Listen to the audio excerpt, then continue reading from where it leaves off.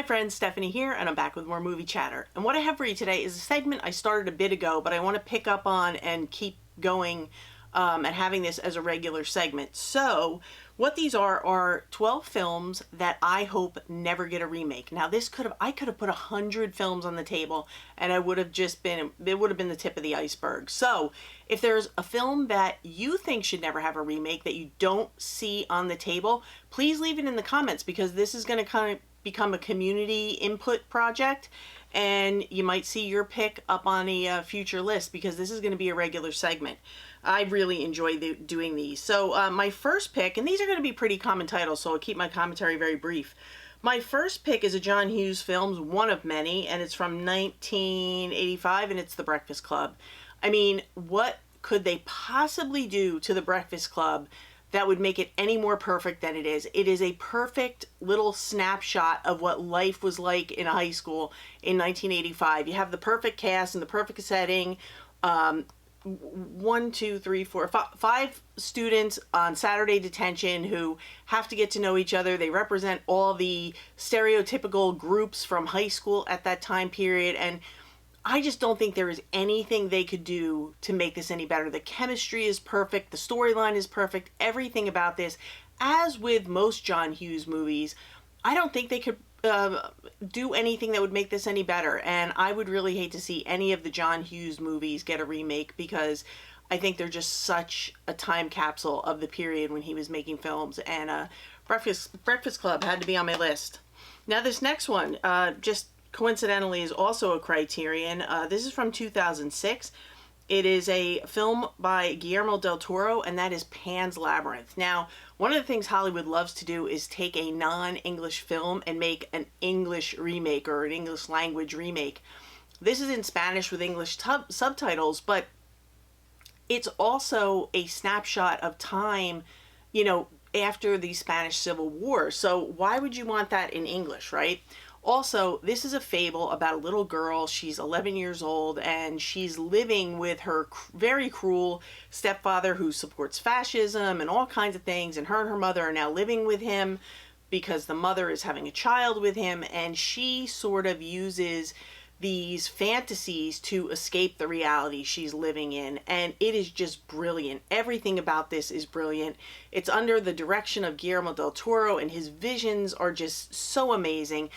I don't think you could ever find a director who could direct this film and make a better film than what he made here in Pan's Labyrinth. And if you haven't seen it, please do yourself a favor. Forget the subtitles, just watch it, because it is absolutely brilliant. And the characters that she meets along the way, in this fantasy world that she's created, they're impeccable. They're perfect. There's nothing you could do to this film to make it better. So Pan's Labyrinth had to be my second pick, I should say. Now this one, I think this is the stuff of legends, Hollywood legends, two icons as the leads. And again, I don't care how much time goes by, there is nothing you could do to make this film better. It stars Bette Davis and Joan Crawford in Whatever Happened to Baby Jane. And like I said, two iconic leads in Joan Crawford and Bette Davis. And the stories that go along with this about the infighting and the shenanigans that went on while they were filming this and after it's the stuff of Hollywood legends, and there is absolutely nothing you could do to make this film better. I don't think there's any actors or actresses, whatever, that could play those lead parts that would be better than Bette Davis and Joan Crawford. And legend is, word is that they really didn't care for each other. And that is probably what makes this film so great, is because they have to be two sisters that really don't care for each other and are really at odds with each other. I don't want to say too much for people who haven't seen it, but it's almost really authentic feeling. And if you find out that they really didn't like each other, it really makes a lot more sense. But there's no way they could improve on this. They might think they can, but there's no way. So Whatever Happened to Baby Jane, one of my favorites of all time, had to be on the list. And this one, I mean, there's no way they could do it any better than what it is here. It's a Jonathan Demme picture, The Silence of the Lambs, with Jodie Foster and Anthony Hopkins. I mean, the chemistry between them, the authenticity between them, the characters, the storyline, everything they did with this, the cinematography, there is nothing. The tension is palpable throughout. There is nothing they could do to improve on this. It is a top tier movie for a reason, and it shows up on so many people's lists as a favorite. There's nothing you could do to make this any better. And when I heard Jodie Foster wasn't coming back for the subsequent installments of this franchise, I was kind of bummed out because I really do love the chemistry between her and Anthony Hopkins in this. And she said, I've heard her say in an interview that she was genuinely intimidated by him before she spoke with him, because she didn't really speak with him before they filmed. So it was really an authentic reaction to how she was feeling with Anthony Hopkins in the scenes they did. But Silence of the Lambs had to be on the list. It's almost a perfect movie. A lot of these are like perfect movies for their time and for what they were. And this is a favorite of all time. It's getting a 4K release. I can't wait because nothing looks better than black and white done well in 4K. And this stars William Holden and Gloria Swanson in Sunset Boulevard. And I don't know what I could say that hasn't already been said about this. It has a little bit of everything. It has noir, it has horror, it has thriller, it has craziness. It is a wacky, perfect film. And like I said, the chemistry between the characters is perfect. The storyline is perfect. There is nothing. This should be left untouched. Don't ever remake it. Don't even think about it, because you're not going to do better than what you have here. This film is an absolute home run. And it is from 1950. It's in black and white. So if you haven't seen Sunset Boulevard, please, please, please put it very high on your list to watch, because you will not be disappointed. I don't care what kind of movies you're into. If you say, oh, I'm not into old classic black and whites, you're going to love this one because it's a winner. So this is my next pick. Had to be on my list. Now this one, I think a lot of people will agree with this, and I just picked the first of the trilogy because I think if anyone were thinking about remaking anything, any part of this franchise or trilogy, this would be the one they would go after, and it's the first original Back to the Future. Don't touch it.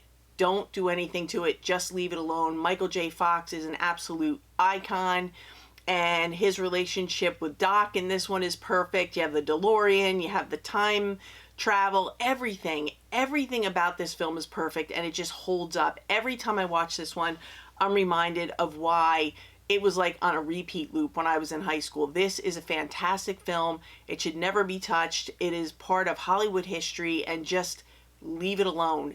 Even if out of respect for Michael J. Fox, just leave it be, because there's nothing they could do that would improve on the story or the cinematography or any of it. The characters are great.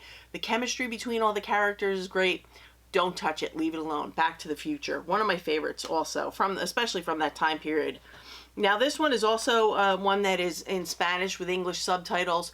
But let me tell you, the director is one of my favorites of all time. It's Pedro Almodovar. Hopefully I say that correctly. And this one stars Antonio Banderas, and it's The Skin I Live In.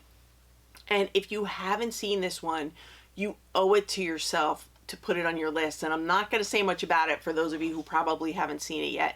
Antonio Banderas plays a plastic surgeon who kind of has his sights set on maybe like a revenge type of thing. But he has a human guinea pig that he's working on for reasons I'm not going to disclose. And this is just a crazy, crazy movie. It's so good, though. And there are twists and there are turns. And some of the things that happen you wouldn't expect. But under the direction of Pedro Almodovar, all his films come out perfect. He is such a brilliant director. If you're not familiar with his filmography, start with this one and then jump in, because you're not going to find a bad one in the bunch. He's brilliant and one of my favorite directors of all time. So The Skin I Live In had to be on this list. Like I said, Hollywood loves to take foreign language films or non-English films, and they think if they make an English remake, it's going to improve on the story, and it doesn't. It just puts it in English, and sometimes, more often than not, it ends up being a misstep. So that's why I like to bring in the non-English movies for these types of videos. Okay, and my next one in the bunch is an absolute classic, and it's a classic for a reason. It's Martin Scorsese's Taxi Driver, and I don't know if there's anything that I can say about this movie that hasn't already been said. You have Robert De Niro in the lead, you have Sybil Shepherd, and a very young Jodie Foster in a supporting role, and Robert De Niro gives an amazing performance as a completely unhinged individual, and it's such a snapshot of that time period. And he kind of has, I guess you would say, like PTSD from the Vietnam era.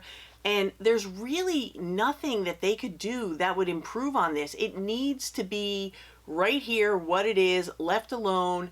That everything about this is perfect. Like I said, it's a snapshot of the time period. The chemistry between the characters is impeccable. The cinematography is awesome. And there's no one that could do what Robert De Niro did in this film any better than the way he did it. It would just be ridiculous because he is so authentic feeling in this role. And I just can't think of any way they could improve on this with a remake. So Taxi Driver, just leave it alone. It's perfect the way it is.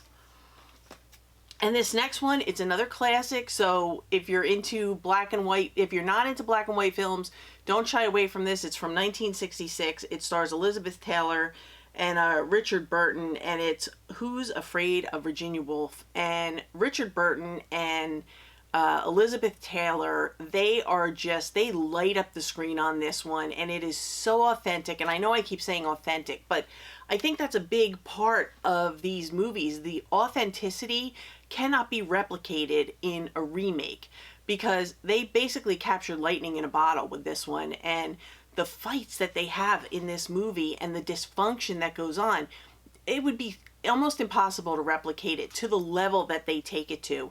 And they're basically playing two people, and I guess he's the head of a college, and they invite a new employee of the college and his wife, a younger couple, over for like a cocktail hour, and basically all hell breaks loose. And if you haven't seen this one, you owe it to yourself to see it. I mean, Elizabeth Taylor is unhinged, and then put her with Richard Burton together, the two of them, it's wild. It's wild from beginning to end. It's amazing.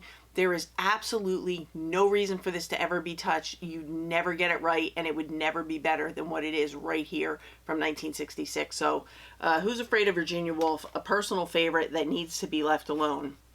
And this next one, some people love it, some people don't. I love it. Fight Club with Ed Norton and Brad Pitt. I think this is perfect the way it is. I love it. I love the dynamics between the two characters. And again, it comes down to the chemistry. They're perfect together. As far as the ending, the first time I watched it, I never saw it coming, but this is one of those ones that even when you know the ending and you know what happens, I think the rewatchability is really, really good, and it's mostly because I really get invested in the characters. I also think the cinematography is cool. I think the whole Fight Club thing is cool. I think everything about this is just the way it's supposed to be, and there is nothing to be gained from trying to remake this. I think you have the two perfect leads, and I just can't imagine any other two actors playing these leads, and the story carries itself. And like I said, it has held up on rewatches for me. It's one of my favorites for a reason. So Fight Club, just leave it alone because it's not going to get any better than what it is right here. Okay, friends, just two more. We're going to wrap this one up. I believe this one is from 1974, but this is a slasher, and I absolutely love this one. I've talked about it before. It's called Alice, Sweet Alice. And basically what we have is, this is the first film I believe very young Brooke Shields was ever in. But we have a couple, and their life is kind of turned upside down when their daughter is the prime suspect of murders. And her name is Alice, and I think she's probably about 13 or 14 years old. But one of the reasons that I think this movie could never be remade is because of some of the things that happen in this movie and the language that's used towards this young woman, this young girl who's a suspect, would never fly in a movie today. And it would take away from the time period that this movie was made in, because that's obviously just how things went. But we have a neighbor who's obviously very inappropriate towards the young girl when she goes down to visit him and see his cats and whatnot. He has very inappropriate language towards her, which would never fly today. Even the police detectives, they talk about her body in ways that should never be talked about as far as a young lady, and it would never happen today. But those things are part of what make this movie stand out, because it's just so wildly inappropriate, but it's a really good slasher movie, and it definitely keeps you guessing right up until the end. But yeah, I don't think there's anything they could do that would improve upon this movie. They could probably change it, but it would definitely be a watered down version, because part of what draws you in with this movie is the ick factor at how these men are talking about and looking at this young girl that's just so inappropriate. But yeah, I don't think there's anything they could do to make this any better than it is. I think it belongs in the time period that it's in, and they'd never be able to pull it off in Hollywood today because it would be just politically incorrect and it would never happen. So leave Alice, Sweet Alice alone. And if you haven't seen it and you're a fan of slashers, definitely check this one out because it's a winner and it's a nice release from Arrow. And this last one is a Korean film, so it is in Korean with English subtitles. And this is one that I worry about because Hollywood loves to take Japanese and Korean films and do English remakes. Sometimes they work, sometimes they don't. I don't think this one would work. I say leave it alone. It is A Tale of Two Sisters, and that's basically what it is. It's a tale of two sisters who are very closely bonded, and one of the sisters has some emotional problems and has just returned home from being in a hospital to deal with her emotional conditions and outbursts and what have you. And her family warns her if they start to see old behavior, she's going back. And she's very dependent on her sister to kind of keep her grounded. They're very dependent on each other. But I don't want to say too much because this has such a great reveal at the end. It's not something we haven't seen before, but it's just done so well. And if you haven't seen A Tale of Two Sisters, please, please, please don't worry about the subtitles. Just watch it. It's really good. It's not like a horror thing. It's more, I'm not going to say, let's say a thriller. But if you're not a fan of horror, you're still going to really like this one because it's really good. And some of the things you'll never see it coming because you'll think like, why are they doing that? And why are they doing this? And when it all comes full circle, you'll understand it. But even on rewatches, knowing the ending, this one holds up. I think it's perfection. I think it's done brilliantly. Everything about it works. The characters are perfect together. And I don't think you can recreate that and make it any better than what it is right here. So Tale of Two Sisters is my last choice for this segment. Leave it alone. So those are the 12 films that I picked for the jumping off point for today for this series. If you have films that were not in this first stack, please leave them in the comments because I'm going to keep a community list, and maybe if we get enough votes for a movie, it'll show up in a future segment. But I hope you enjoyed this. I really enjoyed doing it, and like I said, I could have put 100 films in this. I want to thank you all for watching. I hope you enjoyed it. I hope you had fun with it like I did. And if you liked it, please consider subscribing. We do everything physical media here, from collections to hauls to lists like this, top 10 lists, all kinds of things coming up. And every once in a while, Pickle shows up, and you know what that means. But we are due for some really bad storms, even maybe a tornado. So I'm going to get out of here. I'll catch you in the next one. So for now, that's a wrap.